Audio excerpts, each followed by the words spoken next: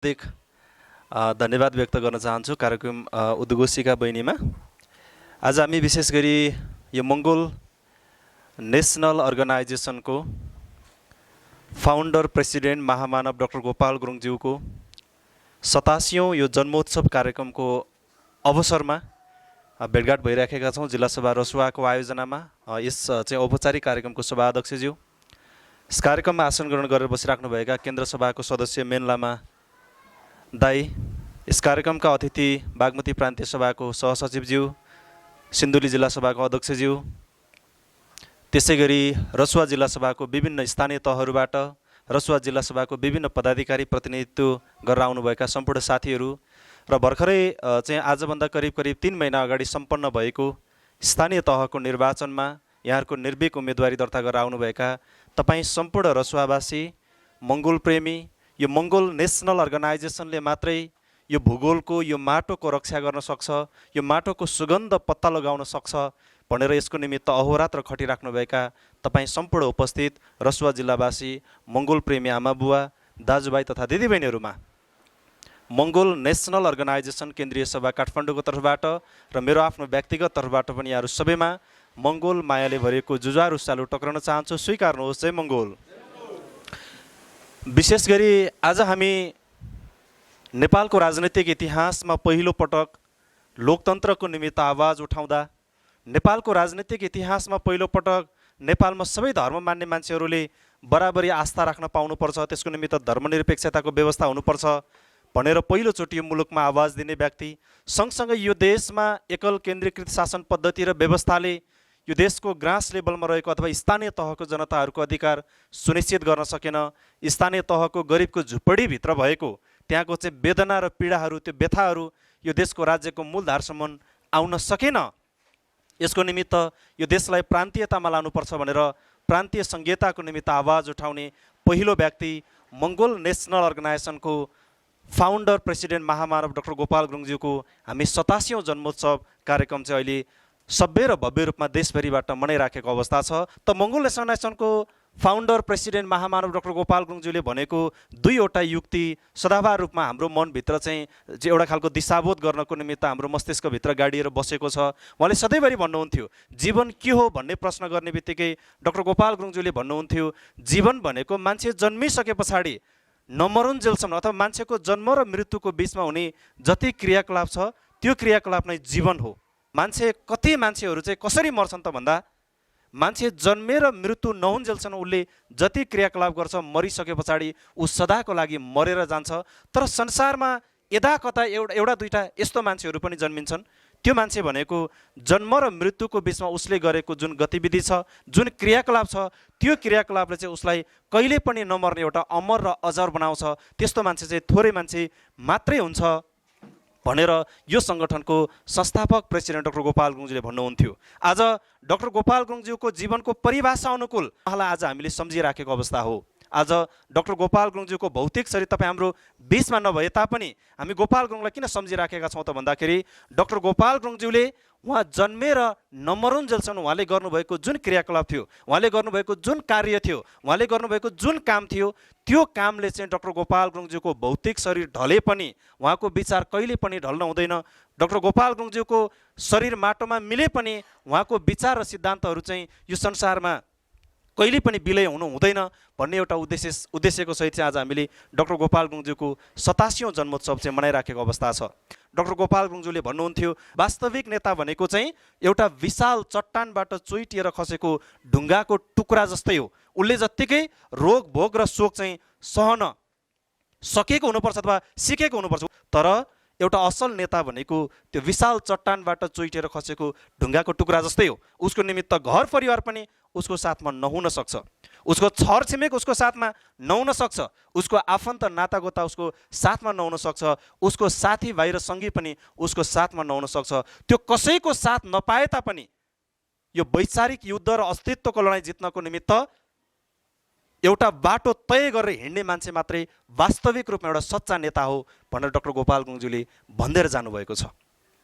हामी यसैलाई अब चाहिँ ग्रहण गर्नुपर्छ, यसैलाई प्रतिबद्धता जाहेर गर्नुपर्छ। हामी परिकल्पना गरौँ, डाक्टर गोपाल गुरुङज्यूको जीवन सहज जीवन थिएन, त्यो कसको निमित्त भन्दा त्यो तपाईँ हामी यो देशको मूलवासी मङ्गोलहरूको अधिकारको निमित्त। आज हामी समाजमा चाहिँ छाती चाक्लो पारेर शिर ठाडो पारेर बोल्न सक्ने एउटा परिवेश निर्माण भएको छ। आज हाम्रो देशमा आफूलाई मन नपर्ने बित्तिकै मलाई यो कुरा मन परेन भनेर आवाज उठाउन पाउने एउटा व्यवस्था आएको छ। यो कसको कारणले गर्दाखेरि आयो? हिजोको एउटा दर्दनाक काल हाम्रो आदरणीय आजको कार्यक्रमको विशेष अतिथि मेन लामा दाई हुनुहुन्छ। पञ्चायत व्यवस्था भोगेर आउनुभएको छ, फटाएर आउनु भएको छ। तपाईँ हामी करिब करिब यो रसुवा जिल्लाको आजको यो कार्यक्रममा उपस्थित हुने तपाईँ हामी प्राय धेरैजना युवा पुस्ता छौँ। तपाईँ हामीले के मात्रै भेट्यौँ भन्दा हामी कतिजनाले पञ्चायत व्यवस्था भेटेनौँ, के थियो पञ्चायत भन्ने कुरा हामीले अनुभव गर्न पाएनौँ। प्राय हामी धेरैजना बहुदल आइसकेपछि जन्मेको युवा साथीहरू र भाइ बहिनीहरू मात्रै मैले देखेको छु यो कार्यक्रममा। तपाईँहरू जन्मिँदाखेरि बहुदलमा जन्मिनु भयो, तपाईँहरू लोकतन्त्रमा हुर्किनु भयो। यो लोकतन्त्रलाई कार्यान्वयन गर्ने बेलामा तपाईँ युवा अवस्थामा अहिले चाहिँ हिँडिराख्नु भएको छ। पञ्चायत व्यवस्था सजिलो थिएन। तपाईँले एकचोटि फर्केर हेर्नुहोस् त, तपाईँको घरको बुवा आमालाई गएर एकचोटि सोधेर हेर्नुहोस् त। महामानव डाक्टर गोपाल गुरुङज्यूले यो सुरुवात गर्नुभएको जुन यो अभियान छ, यो अभियान सुरु गर्ने बेलाको परिवेश पनि यस्तो थिएन। आज हाम्रो कार्यक्रमको विशेष अतिथि मेन लामा तितुङ दाई हुनुहुन्छ, उहाँलाई नै सोध्नुहोस् हिजोको पञ्चायत व्यवस्थामा हाम्रो घरमा हाम्रो बाउआमाले तपाईँ हामीलाई तह लाउन सकेन भने पनि बाउआमाले तपाईँ हामीलाई के भनिदिन्थ्यो भने तिमीले मैले भनेको मानेनौ भने म पुलिस बोलाइदिन्छु भन्दाखेरि आफूलाई मनै नपरेको काम पनि बाध्य भएर गर्ने एउटा परिवेश थियो। पुलिस भन्ने बित्तिकै हामी त्यति तर्सिन्थ्यौँ, किनकि पञ्चायत व्यवस्थामा भनेको एउटा व्यक्तिको हातमा, एउटा व्यक्तिको मुठ्ठीको हातमा यो देशको समग्र जनताको अधिकार कुण्ठित पारेर राखेको अवस्था थियो। त्यो दलदले भासबाट उम्काएर यो परिवेश निर्माण गर्नको निमित्त यही सङ्गठनको संस्थापक प्रेसिडेन्ट डाक्टर गोपाल गुरुङज्यूले सङ्घर्ष गर्नुभएको छ।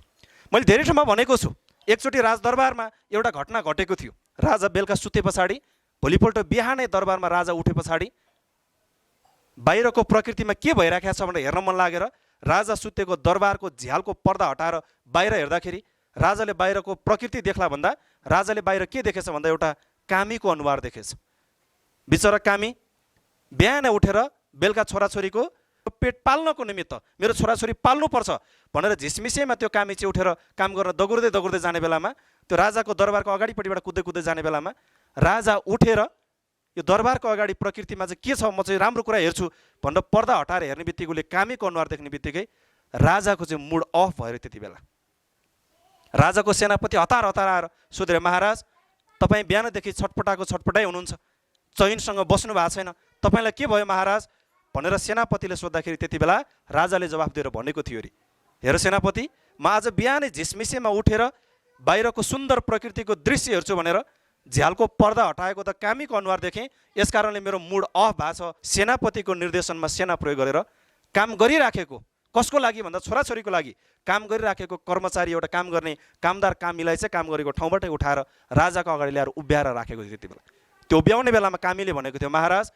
म त मेरो छोराछोरीलाई भरे उसको चाहिँ भोको पेट टार्नको निमित्त 2-4 पैसा कमाउनको निमित्त म काम गर्न गएको थिएँ, तपाईँले मलाई जबरजस्ती म काम गरेकै ठाउँबाट तपाईँको सेना प्रयोग गरेर चाहिँ उठाएर ल्याउन लगाउनु भयो, तपाईँले किन ल्याउन लगाउनु भयो भनेर कामीले सोद्धा नसोध्दै राजाले त्यति बेला के भन्यो भने म आज बिहान उठेर दरबारको झ्यालको पर्दा हटाएर बाहिरको सुन्दर दृश्य हेर्छु भनेर हेर्न खोज्दा त कामीको अनुहार देखेको कारणले मेरो दिनभरि मेरो मुड खराब भयो, त्यस कारणले तँलाई सिद्धाउनको निमित्त मैले तँलाई चाहिँ समातेर ल्याउन लगाएको यहाँ भनेर चाहिँ त्यो राजाले कामीलाई भनेको थियो। त्यति बेला कामीले भन्थ्यो, महाराज हेर्नुहोस् त यो समाज कस्तो उल्टो दिशामा चलेको रहेछ, तपाईँको कस्तो व्यवस्था हो यो, कि तपाईँले बिहान दरबारको झ्यालको पर्दा हटाएर तपाईँले मेरो अनुहार देख्दाखेरि तपाईँको दिन बिग्रियो, दिनभरि तपाईँको मुड अफ भयो, तर महाराज त्यही ठाउँमा म आज काम गर्न बाटो हिँडेर जाँदै गर्ने क्रममा तपाईँले दरबारको झ्यालको पर्दा हटाउँदाखेरि मैले तपाईँको अनुहार हेर्दाखेरि तपाईँले मेरो अनुहार हेर्दाखेरि मेरो दिन बिग्रियो महाराज, तर मैले तपाईँको अनुहार आज पहिलोचोटि देख्ने बित्तिकै मेरो त जिन्दगी सदाको लागि बिग्रिँदैछ महाराज, यो कस्तो खालको न्याय हो भनेर कामीले भनेको अवस्था थियो।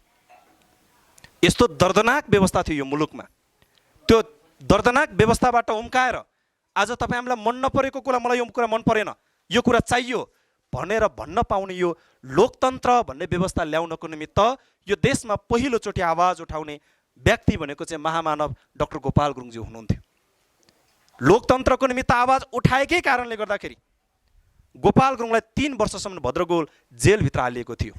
1.5 फिट चौडाइ र 7 हात लम्बाइ भएको जेलमा चाहिँ उहाँले 1 महिनामा 1 छाक खाना खाएर 1 हप्तामा 1 चोटि पानी पिएर सङ्घर्ष गर्नु पर्यो। 3 वर्ष भद्रकोल जेलभित्र सङ्घर्ष गर्नुभयो। 5 वर्ष आफ्नै देशमा बस्न पाउनु भएन, भूमिगत जीवन जिउनु पर्यो, जीवनभर अनेकौँ भुक्तमानहरू सहनु पर्यो। त्यो कसको निमित्त भन्दा हाम्रो निमित्त। राजा ज्ञानेन्द्रले डाक्टर गोपाल गुरुङज्यूको घरमा नै गएर गोपाल गुरुङको घरको सबै सामानहरू चाहिँ लिएर लाने एउटा परिवेश निर्माण भयो। उहाँले 5 वर्षसम्म आफ्नै मुलुकमा बसेर बाँची खाने एउटा परिवेश दिएनन् बाहुन छेत्रीहरूले। यो कठिन परिवेशसँग जुझ्दै लड्दै डाक्टर गोपाल गुरुङज्यूले मुलुकमा यो लोकतन्त्र भन्ने एउटा व्यवस्था ल्याउनको निमित्त उहाँले गरेको सङ्घर्षको कारणले गर्दाखेरि आज यो ठाउँमा उभिएर तपाईँ हामी चाहिँ बोल्न सक्ने भएका छौँ। यदि गोपाल गुरुङले नलडिदिनु भएको थियो भने आज हामी स्थानीय तहको निर्वाचनमा उम्मेदवार भएर होइन, कुनै राजनैतिक दलको कार्यकर्ता पिछल्लोको हनुमान भएर झन्डा बोकेर पछाडि पछाडि उफ्रिने दौडिने मात्रै हुन्थ्यो। तर आज हामी उफ्रिने दौडिने होइनौँ। आज आफ्नै अस्तित्वको निमित्त, आफ्नै अधिकारको निमित्त लड्ने ठाउँमा उभिने एउटा ठाउँ त डाक्टर गोपाल गुरुङज्यूले त्यो एउटा प्लेटफर्म निर्माण गरेर गइदिनु भयो नि। गर्वले तपाईँहरूले भन्नुभयो हामीले जति मत पाए पनि हामी आतिएका छैनौँ। वास्तविक कुरा त्यही हो। एउटा सफल राजनीतिज्ञले के कुरा भुल्नु हुँदैन भने राजनीति गर्ने क्रममा उसले प्रक्रिया भन्दा पनि उसले मुद्दा चाहिँ कहिले पनि हार्नु हुँदैन। मुद्दा हारियो भने सदाको लागि हारियो, प्रक्रिया हारियो भने यसपालि प्रक्रिया बिग्रेला, अर्को पटक सुधार हामी फेरि लड्न सक्छौँ। तपाईँहरूले गर्व गर्नुभयो अघि, थोरै भोट पाए पनि हामी गर्व गरिराखेका छौँ। त्यो किन गरिरहेको छ? एकजना साथीले उम्मेदवार उठ्ने स्थानीय तहको उम्मेदवार एकजना साथीले मलाई भन्नुभएको थियो, सर यसपालिको स्थानीय तहको चुनाव लड्ने बेलामा म चुनाव उठेँ, चुनावमा भोट चाहिँ मैले मेरो आफ्नै 1 भोट मात्रै ल्याएँ भनेर भन्नुभएको थियो।